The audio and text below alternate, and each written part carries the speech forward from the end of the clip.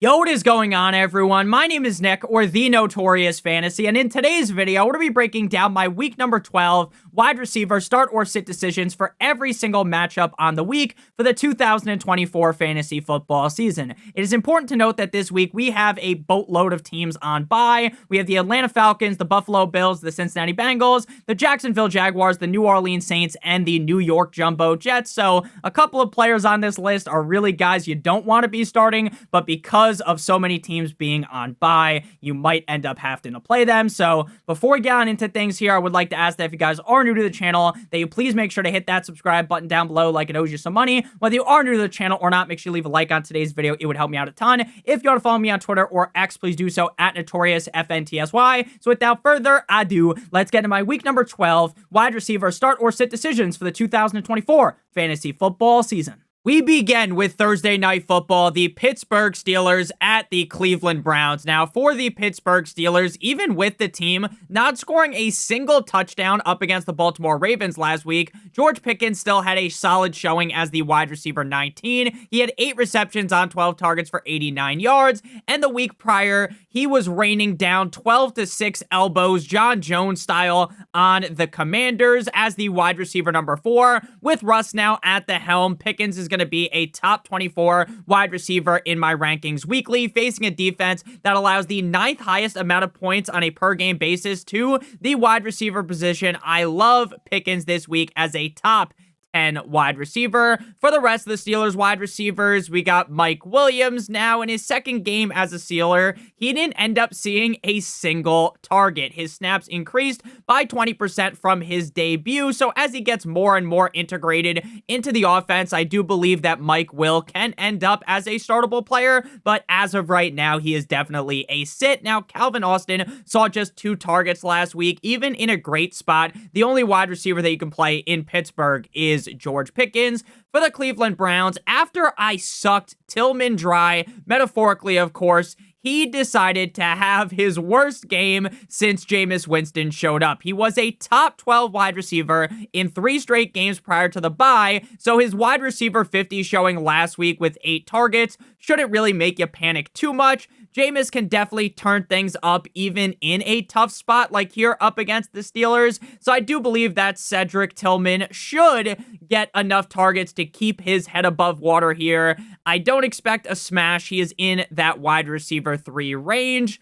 While Tillman was on the struggle bus last week, Jerry Jeudy was laying a pipe down Mario style wide receiver 5 with 6 receptions on 11 targets for 142 yards and a touchdown up against the Saints. Just like we discussed, though, with Tillman, this is a tough spot for wide receivers. He is in the same range as Tillman outside the top 24. I got Jeudy ranked slightly behind Cedric as a low-end wide receiver 3 start. For Elijah Moore, just like Jerry Jeudy, Elijah Moore put belt to ass in New Orleans. 6 receptions on 8 targets for 66 yards and a tug as the wide receiver 14. It seems like in positive matchups, we definitely will be able to bang the drum for all 3 of these wide receivers. But up against the Steelers, ultimately, I feel like one of these guys is going to be the odd man out. And my best guess is that would be Elijah Moore. Next up, we move to the 1 p.m. slate on Sunday. The Kansas City Chiefs at the Carolina Panthers. Now, DeAndre Hopkins got locked up like that crypto dude from FTX last week up against the Bills. I think his name was like Sam Friedman or something like that, the guy with the weird looking haircut. Mahomes did not play great in that game, and D-Hop didn't play great either because he was the wide receiver 58. 3 receptions on 4 targets for 29 yards. Facing the Panthers, we should see Hopkins back in the high-end wide receiver 3 range. I just don't see him being a bust again here up against the Panthers, even if their defense is underrated.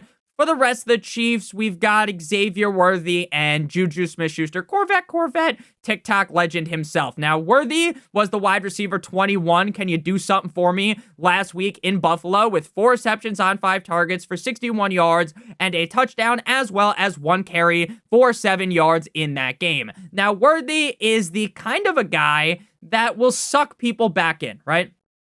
Oh, he had this one solid game, they're going to buy back into him because, ooh, look how fast he is. And ooh, Mahomes is throwing in the ball. And ooh, every game I watch with Romo on the call, you hear Mahomes' cock hitting his uvula.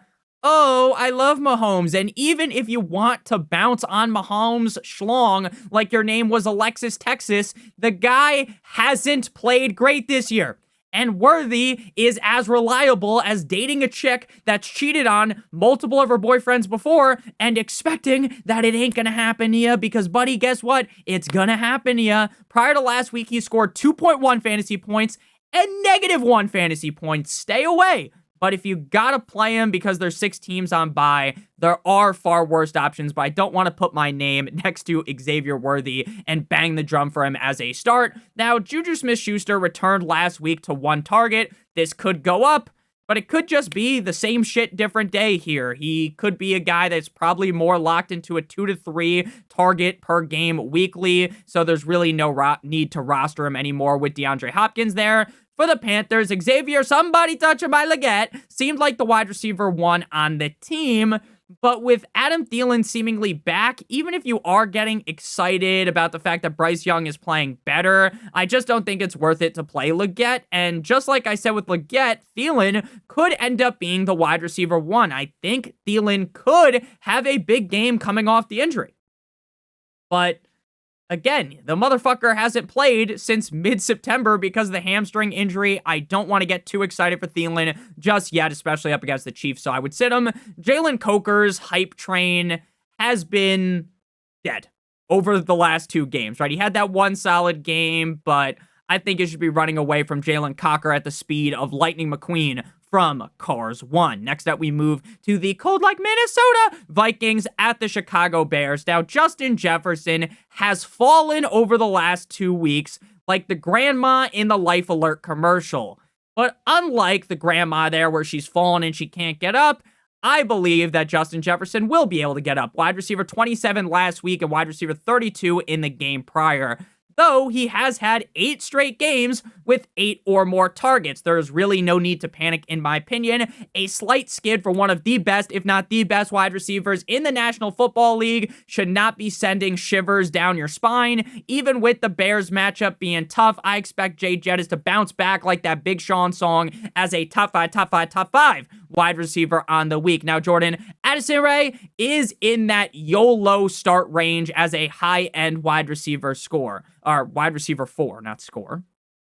Addison has the skills to pay the bills, right? He has the ability to score a deep touchdown. And with the increase in usage as of recently, I hope that Jordan Addison can become a more consistent wide receiver.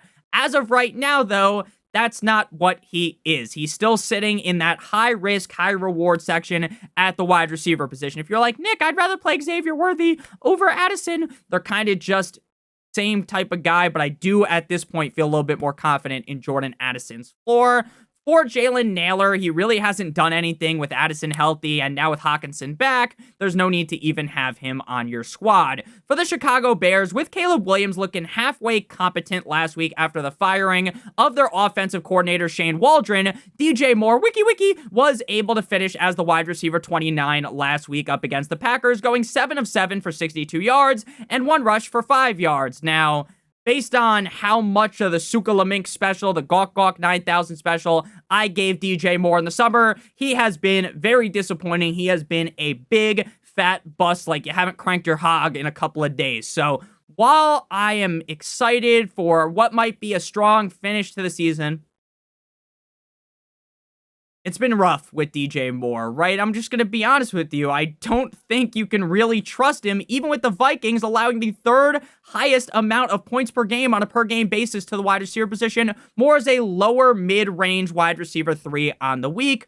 For Rome Odunze, he went 6 of 10 for 65 yards as the wide receiver 34 last week. And I think this wide receiver core is just going to be a musical chairs game week in and week out, and it's really going to be hard to predict the hierarchy of this wide receiver core game in and game out, right? Moore most weeks should be the guy you're confident starting, but Odunze and Allen are far from slouches, and either guy could out-target DJ Moore and have the bigger game. Now, I hope as Caleb plays better, as the season comes to a close, we will have a lot more clarity. Because through 11 weeks, we have none. So Keenan Allen, Rome Odunze, not worth the risk, in my opinion. Next up, we got the Tennessee Titans at the Houston Texans. Now, Calvin Ridley had a huge touchdown called back for an illegal formation on the Titans on what would have been a 50-plus yard touchdown. And even with Will Levis, the Mayo Man, back, Levis is playing better. Again, better than complete and utter fucking dog shit, but yes, he has played better and should be able to keep Calvin Ridley in the top 24 conversation with D-Hop out of town in Kansas City eating their barbecue, right? With the Texans allowing the 8th most amount of points to wide receivers on a per-game basis, I think you can take the risk, swing the bat on Calvin Ridley as a low-end wide receiver too. For the rest of the Titans, Nick Westbrook-Ikine has scored a touchdown in 5 of his last 6 games. The problem is, even with the touchdowns coming in bunches, he has only been a top 38 wide receiver in 2 of his last 6 games. Now, he is a solid enough player, but with Levis under center, even with him looking better, and with NWI's production being far from ideal, I think he's a guy that people are going to try to start, and he's not going to end up living up to the hype. Now, Tyler, yeah, Boyd has one of my favorite nicknames to say, but he's had just 3 targets over the last 3 games.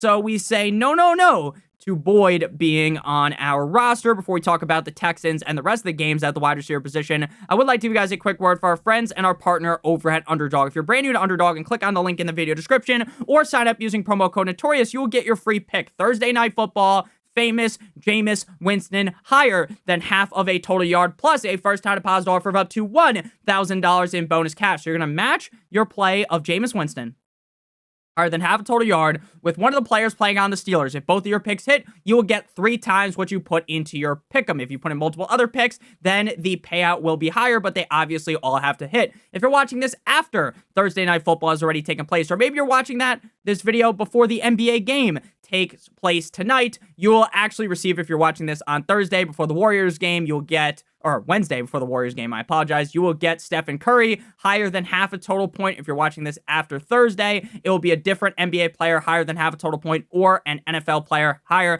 than half of a total yard. So make sure you guys check that out. It's a great offer for you guys. Sign up using promo code Notorious to get your free pick plus a first-time deposit offer of up to $1,000 in bonus cash. So back on into things here. The Titans versus the Texans division rivalry matchup here, a heated rivalry, as we all know. Nico Collins for the Texans, his return game wasn't as good as we all hoped. Now, it started off looking great. Like, oh, Nico Collins? Well, it felt like the first play of the game, he's in the fucking end zone. He's dancing, right? But it got called back because gas mask man, Laramie Tunsil, Dolphins legend, ultimately fucked that up, right? With a call going against him, and they had to take the touchdown back. Collins played 47% of snaps, with 4 receptions on 7 targets for 54 yards. He should keep seeing more and more snaps as the week goes on. And with Collins being a phenomenal wide receiver, I expect him to dip his toes in even further this week as a high-end start in the top 8 range. For Tank Dell, without Diggs, Dell is now the wide receiver 2, and while my philosophy did fail me last week, my belief is still strong. It's that Dell is actually better off as the wide receiver 2 behind Nico Collins. The defense is doing a lot more focusing, using that monocle on looking at Collins, and that leads to Tank Dell facing softer coverage. Last week, he had 4 receptions on 7 targets for 54 yards and 1 carry for 4 yards as the wide receiver 43. Now, the upside is huge because we know how great of a player Dell can be, but the floor being around wide receiver 40-ish, he just can't be considered a top 24 guy, in my opinion. He is in the mid-range wide receiver 3 range. Mid-range wide receiver 3 range. Yeah, Nick, he's a mid-range wide receiver 3. John Mechie, the boy, went off in week 10 versus the Lions as the wide receiver 8, but with Nico now back in the fold, he's going to be around a 3 or few targets guy per week, so there is no need to even roster him. Next up, we move to the Detroit Lions at the "This is our Colts, this is our team" We bleed blue in Indianapolis. Now, Amon-Ra St. Brown has scored at least one touchdown in now 8 straight games. The last time he didn't end up scoring a touchdown was back in week 2. This offense is hotter than Emma Stone in The Amazing Spider-Man, and facing the Colts, the upside here is the wide receiver number 1, which is exactly what he did last week up against the Jaguars. 11 of 11 for 161 yards and 2 touchdowns. I love St. Brown as a locked and loaded top 5 wide receiver option. Now, for Jameson Williams, for the first 2 games of the season, this dude was getting fed like he was on my 600-pound life on TLC, right? And then, after 9 and 11 targets in the first 2 weeks, he became a guy that saw less than 3 targets in 3 of the next 4 games. That's like, all right, he got the suspension. Is he going to come back getting like 3 targets again, or are we going to see an increase? And now coming back from the suspension, he has had 5 or more targets in both games. Last week, just like Amon-Ra St. Brown, we ended up seeing Mr. Jameson Williams also go bananas up against the Jaguars. Wide receiver 8 with 4 receptions on 6 targets for 124 yards and a touchdown. If he can maintain 5-ish targets per game, he should be able to be a reliable top 28-ish wide receiver. I got him as a high-end wide receiver 3. For Tim Patrick, him and Mia Khalif Raymond are the wide receiver 3A and 3B in the offense, so you're not playing either one of those guys. For the Colts, for the shoe, beat the Lions. Josh Downs beat my allegations that I throw on him, which was he can't perform highly with Anthony Richardson. He was the wide receiver 11 in New Jersey against the Jets in MetLife with 5 receptions on 5 targets for 84 yards and a touchdown. The Lions allow actually the 5th highest amount of points per game to the wide receiver position, so Downs should be able to finish as a reliable wide receiver 2, as a low-end wide receiver 2 in my opinion. For Michael Pittman, he's been banged up for what feels like the whole entire season, and honestly, I think it's really impacting his play. Downs feels like the guy you can trust here, and Pittman kind of just feels like a huge risk, so I just can't start him. Alec Pierce is every single one of these games. Every couple of games, not every single one of the games, every couple of games, he's going to catch a missile from Anthony Richardson like it's coming from Admiral Aladdin from The Dictator, and get a big touchdown and magically finish inside the top 12. He has done that 3 times this year in 11 games, but there is zero rhyme or reason to know when the big play is coming. Basically, AR is just like, fuck it, Pierce is out there somewhere, so there's no reason to trust him. Next up, we got the New England Patriots at the Miami Dolphins. Now, Demario Douglas has been the wide receiver 37 in back-to-back games. Is being the wide receiver 37 great? Fuck no, baby! But it is start-worthy. If he can continue to be Drake May's wide receiver 1, we could see some huge games on the horizon. But ultimately, with what we have seen this season, he's just a low-end start at best in the wide receiver 4 range. For the rest of the guys there, Kayshon Boutte has had back-to-back games with 6 targets, but he hasn't eclipsed more than 10 fantasy points since week 6. You do not play him. Kendrick Bourne had a big game last week as the wide receiver 17 with 5 receptions on 5 targets for 70 yards and a touchdown. I like Bourne, but the only wide receiver I'm willing to kind of YOLO on here is Douglas. For the Dolphins, Tyreek Hill at his first game as a top 12 wide receiver since week 1, and that damn near brought a tear to my eyes, right? Wide receiver 12 last week up against the Vegas Raiders with 7 receptions on 8 targets for 61 yards and a tug. Back-to-back games with a touchdown, and up against a Patriots defense, I expect another top 12 finish out of Tyreek Hill. Tyreek's downward spiral has made some people jump ship. Some people traded him for a half-eaten bag of potato chips and a used condom, but as a believer in him and this offense, I believe the tide has turned. The page has turned. The offense has shape-shifted into a better version of themselves. I believe he is going to be reliable again up against the Patriots, and I got him inside of the top 8. Now, Jaylen Waddle is a dart throw start at best. His best game of the season was back in week 1 against the Jaguars with 16.2 PPR points. Ever since then, he hasn't even mustered up more than 10 fucking fantasy points. Waddle has the abilities. We all know he has the skills to pay the bills. Anyone with eyes, though, knows that the drops have been a clear issue. And the target's not being voluptuous like Tiffany Stratton's ass. It's Tiffy time, baby. Waddle cannot be trusted. He is a last-ditch effort in the low-end wide receiver 3 range, flirting, honestly, with how shit he's been with being a high-end wide receiver 4.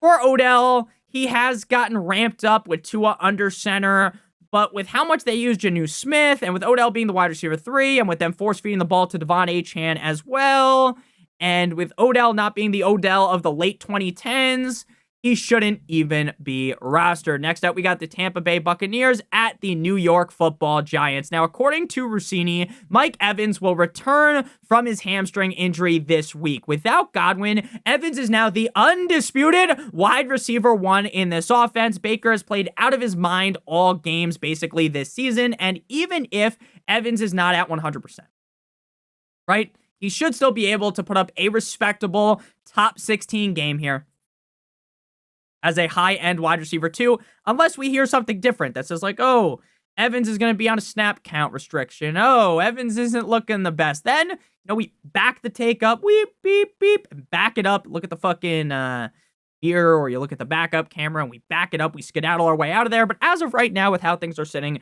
I do think Mike Evans is deserving of a high-end wide receiver 2 ranking. Then we got Jalen McMillan, who's been dealing with a hamstring injury and was active in week 10 prior to the bye, but he didn't even touch the field. I love the upside that the guy possesses, and he should be the clear wide receiver 2 behind Mike Evans, but with the main issue with him being that he can't catch the fucking ball, until he shows us that he can catch, I don't think he can be trusted, but he is a solid bench stash. For the Giants, oh, actually, there's one more guy in the Bucs. We got General Shepard, Sterling Shepard. He's a 3 to 5, oh, it's a revenge game, 3 to 5 target per game guy. With McMillan hopefully healthy, we should see him being the number 3 receiver with Evans back, and they're going to target Ott, and they're going to target White, they're going to target Bucky. There is no need to play or even roster Sterling Shepard. For the Giants, Malik Neighbors sucks in targets with the efficiency that Dr. Miami creates BBLs, right? He is on top of the charts in terms of getting a gazillion targets.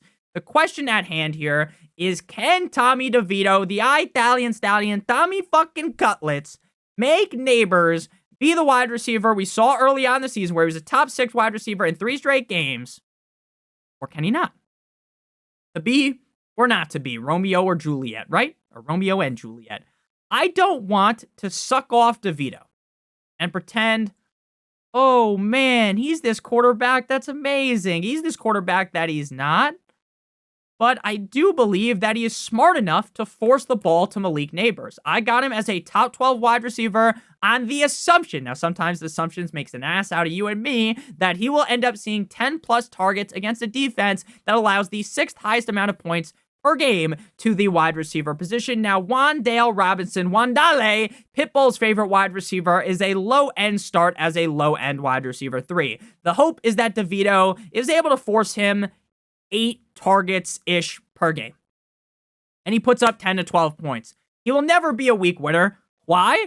Because he just really doesn't have that ability to rack up a crazy amount of points, but he can get a lot of targets to keep your head above water in a game where we have a million bye weeks this week. Darius Slayton leaked to Jordan Schultz, who is a NFL reporter, that he believes Jones was benched because of the money. Wow, what a realization. Wow, who would have known? What a fucking, how did he figure that out, guys? No shit, that's what happened, right? But saying that the team is mad about the decision, and while I don't want to be like some NFL TMZ reporter, this is just allegedly occurring, is kind of funny. This could lead to Slayton getting benched. He missed the week prior to the bye with the concussion. Going up against the Bucs, even if he does play, I would not want to play him. Next up, we move to the Dallas Cowboys at the Washington Commanders. Now, CeeDee Lamb's days of being ranked as this upper echelon, top of the charts, back in your hearts option in 2024 are now behind him. They're on the back burner. They're in the rear view mirror. Now, he still has that upside because he is CeeDee Lamb. But with Cooper Rush under center, the condom wrap of safety, in my opinion, is now off. Raw dog season with CeeDee Lamb, right? Facing the Commanders defense, Lamb should get fed like he did last week as the wide receiver 15, 12 targets, 8 receptions, 93 yards, and he got a carry for 13 yards. He should still be able to finish as a high-end wide receiver 2 here from sheer volume alone. But the time of getting down on your knees and sucking this guy off, giving him the gawk 9,000 special, metaphorically, of course, is now out the window. Jalen Tolbert with Cooper Rush under center is about as insane as it gets. Even though I do think he's talented, I wouldn't touch him with a 10-foot pole. Kavontae Turpin did score a touchdown up against the Texans, and he was the wide receiver 18, 3 of 3 for 86 yards and a touchdown. Turpin will not be able to repeat that. I can damn near guarantee that. One good game doesn't shift the narrative of a guy that's getting 3 targets a game, so you're definitely going to want to sit him. For the Washington Commanders, Terry McLaurin was locked up, don't let me out, by Quinyon Mitchell last week, as most wide receivers have been this season, and we're going to be talking about that later on in the video. Now, I undervalued the matchup. I undervalued everyone oogling and ogling over Quinyon Mitchell, and that ended up being a awful take, a terrible take, one of the worst takes I've had this season. Because I got slapped with the power that Mike Tyson slapped Jake Paul in the weigh-in, right? My whole fucking face shifted directions, right? Wide receiver 90 in Philly with 1 reception on 2 targets for 10 yards. This feels like a clear bounce back spot, though, as prior to last week, he was a top 24 wide receiver in 5 straights. I love McLaurin here as a top 10 receiver. For Noah Brown, he had that sick game-winning touchdown a couple of weeks ago up against the Bears on that Hail Mary. And while that was sick, and that might be the highlight of the season, maybe not, though, because like that Garrett Wilson catch was cool. And there's been a bunch of cool catches, but it's the highlight of his season. The targets have been there, but the production just hasn't been. And with no production, even in a solid matchup, I cannot make a good argument to start him, so you got to sit him. And Olamide Zaccheaus, Falcons legend, and Luke McCaffrey are the wide receiver 3A and 3B on this offense, and neither of them should be started. Next up, we move to 4 p.m. with the Denver Broncos at the Las Vegas Raiders. Now, as a Dolphins fan, I'm hoping that somehow Gardner Minshew pulls out some magic. It's Minshew Mania, brother. And he ends up laying a smackdown WWF style on the Broncos' ass, because that will help the Dolphins out. But more than likely, we just saw the Denver Broncos fucking pile drive the Falcons. Kirk Duggins. So more than likely, the Raiders are going to get fisted here, and they're not going to enjoy it, right? Courtland Sutton is the wide receiver 1 in Denver, and there is no ifs, ands, or buts about that statement. 8 or more targets in 4 straight games, and with Bo Nix playing so well, Sutton needs to be a wide receiver 2 weekly in my rankings, especially up against a Raiders defense that does not concern me at all. Sutton is a locked and loaded top 18 wide receiver on the week, and I feel very confident in Courtland Sutton here. For Devon Vale, he has looked solid as of recent, and I'll give him some credit when the credit is due. Shout out Tim Andercust. But, and this is a big but, shout out to Layla Starr, even against the Raiders, Bell hasn't been productive enough for a long enough stretch for me to bang the drum here and talk about Bell as a start. Now, little Jordan Humphrey is the first NFL player with a gamer tag for a name to be pretty fucking good. He found the end zone last week with 4 for 4, like he was at Wendy's for 52 yards and a tug. Even up against the Raiders, though, I can't make an argument for you to play the guy that's probably going to see 4 targets, so we're going to sit him. For the Raiders, Jacoby Myers had his worst game over the last 3 against the Dolphins last week in Miami. Prior to this, where he was the wide receiver 48, he was the wide receiver 16 in Cincy prior to the bye, and the wide receiver 20 against a strong Chiefs defense in week 8. This is not a good matchup, but on sheer volume alone, so many teams on bye, he could end up as a solid flex wide receiver 3 play. For the rest of the Raiders, Trey Tucker, I barely knew her, is one of those speedy guys that will magically get a deep shot for a touchdown every once in a while, or get a carry and run that shit in. But against the Broncos defense, there is no need to do that. Shout out to Kembe Mutombo.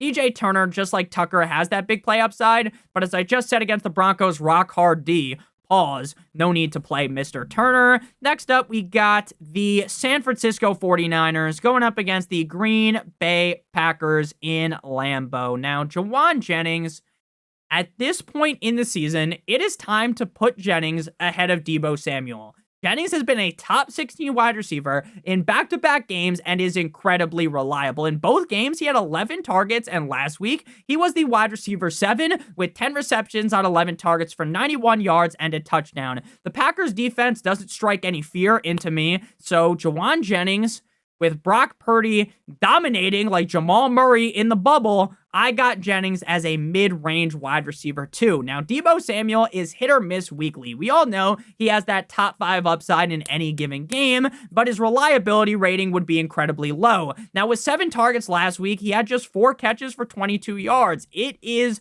very, very hard to ever sit Deebo Samuel. But we got to be honest. We got to call a spade a spade. Over the last 3 games, he has had just 1 game inside the top 24 and 2 games outside the top 40. So 1 game inside the top 24, 2 games outside the top 40. He is a low-end wide receiver 2, in my opinion. For Ricky Pearsall, Slick Ricky had 2 targets last week for 0 receptions, and you guessed it, 0 fantasy points. He is clearly behind Deebo and Jennings on the target hierarchy, and if Kittle plays, he's behind Kittle, and if Christian McCaffrey plays, which he will be guaranteed, then most games McCaffrey's going to out-target him, so he is a sit in my opinion.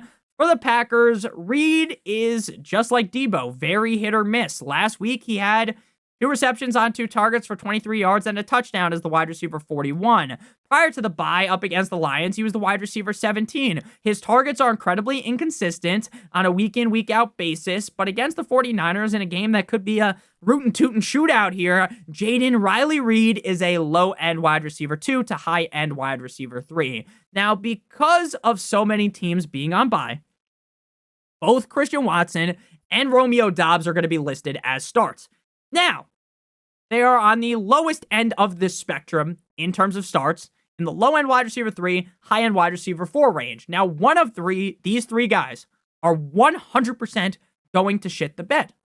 Last week, it was Romeo Doubs, 1 of 2 for 17 yards. Watson was 4 of 4 for 150 yards as the wide receiver 13. In terms of snaps, Doubs led the team, Watson second, Reed third. Due to the upside, Watson and Doubs are back-to-back in my rankings as low-end wide receiver 3s to high-end wide receiver 4s. If I had to rank them, it would be Watson over Doubs. Again, ever. So, slightly. Next up, we move into the final game before the primetime games. We got the Cardinals at the Seattle Seahawks. Now, for the Cardinals, Marvin Harrison Jr., what you're going to do is you're going to just flip a coin. No country for old men style. When it comes to deciding if you want to play or sit MHJ, right? We have seen incredibly high highs, right? We have seen games where he basically dicks the defense down and they stand no chance, right? But we've also seen games where there are the lowest of lows. Now, Kyler and this offense has looked better over the last 3 games prior to the bye. Week 10 versus the Jets, we've seen Harrison be the wide receiver 14. Week 9, up against the Bears, he's the wide receiver 77. Week 8 at Miami, he's the wide receiver 4. Facing against the Seahawks defense that is not very good coming out of the bye, I expect the Cardinals to call Marvin Harrison Jr.'s number a ton. But, and this is a big but, shout out to Kate Upton. Everyone always talks about her tits, but Kate Upton has a nice ass as well. Not as nice as my fiance's, though. Hers is the best. With him being super inconsistent, can't be ranked inside the top 12. And I got him as a lower-end wide receiver 2. Big Mike Wilson is the wide receiver 2 behind Harrison, but most games is out-targeted by McBride, and some games he's out-targeted by James Conner. Zero confidence in Wilson at this point in the season. Greg Dortch hasn't seen more than 2 targets in week 6, so no need to even talk about him.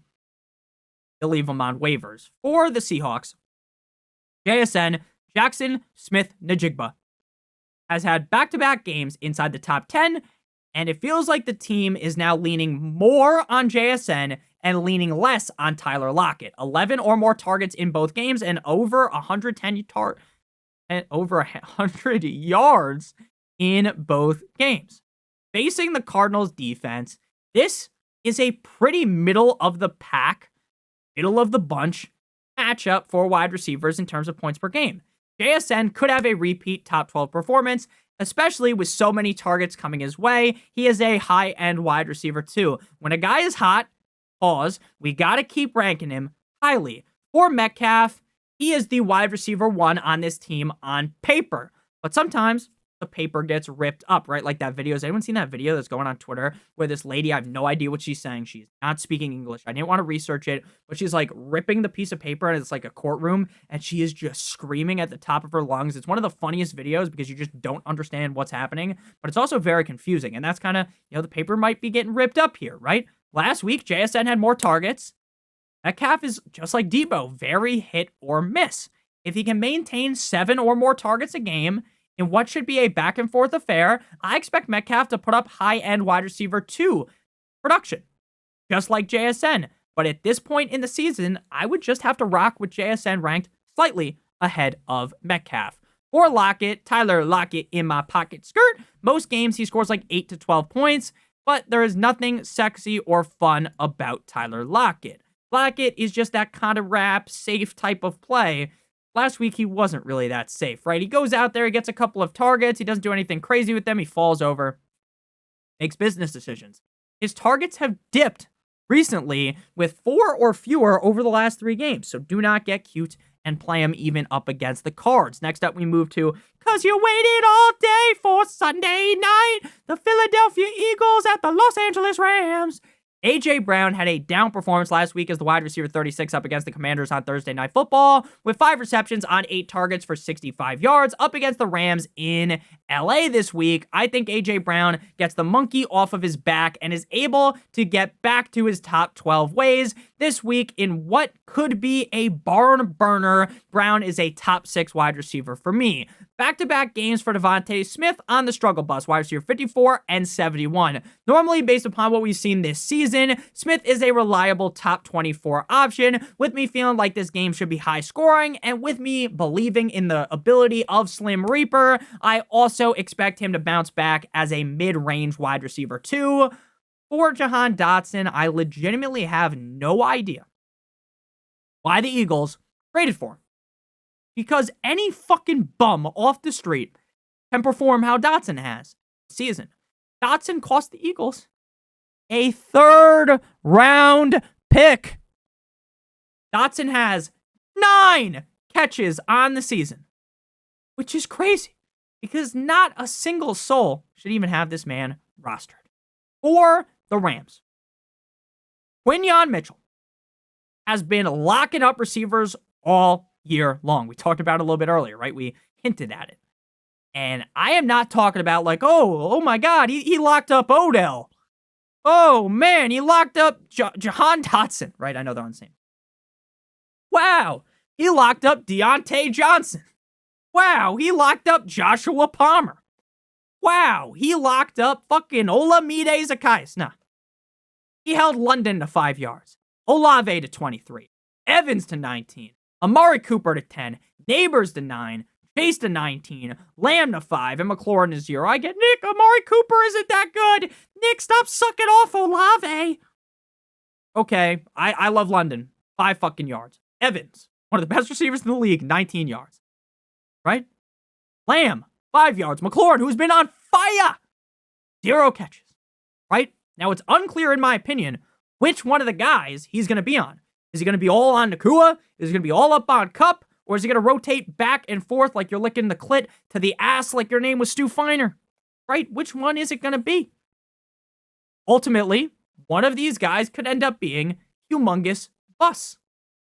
But both guys have played too well to be sat. My hope is that Mitchell goes from one to the other. Right? Oh, he's on Nakua. Cup's dominating. Oh, now he's on Cup. Nakua's dominating, and they form a nice Eiffel Tower over the Eagles' defense. Now, that's just a hope, though. I have both of them ranked inside the top 12, but again, you can't be sucking either one of these guys off, as there's some clear risks for these guys.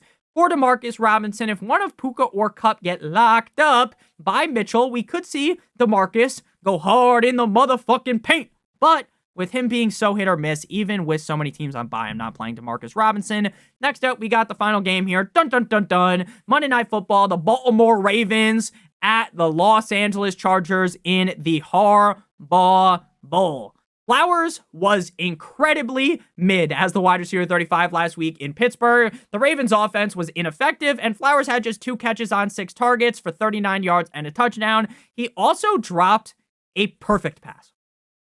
I'm not talking about one where it's like, Lamar, maybe you should have thrown that a little bit better. That was a little too low. A little too high. He had to come back to it. Maybe he should have thrown that a little bit further. No, this was right to you. And it would have been like a 30-ish yard catch. I don't have the exact numbers. I'm just citing what I remember from the game. It was around 30 yards, right? So he would have had an extra 30 yards. Sure, would that have completely turned the tide of Flowers' game? No, but it would have been better. And again, it should have been caught. Flowers is now on a 2-game skid, but based upon his numbers we have seen him put up this season against the Chargers defense that just got cut up by Joe Burrow, Jeffrey Dahmer style, I feel great about Flowers finishing as a low-end wide receiver 1. For the rest of the guys, Rashad Master Bateman is one of those guys that every couple of weeks he's going to put up that huge showing, but zero consistency to his game. I would sit him. Deontay Johnson has been about as useful as taking a spork from KFC to a gunfight. Ever since joining the Ravens, he has just 1.6 total points in 3 games. Now I get, Nick, he hasn't been fully ramped up yet.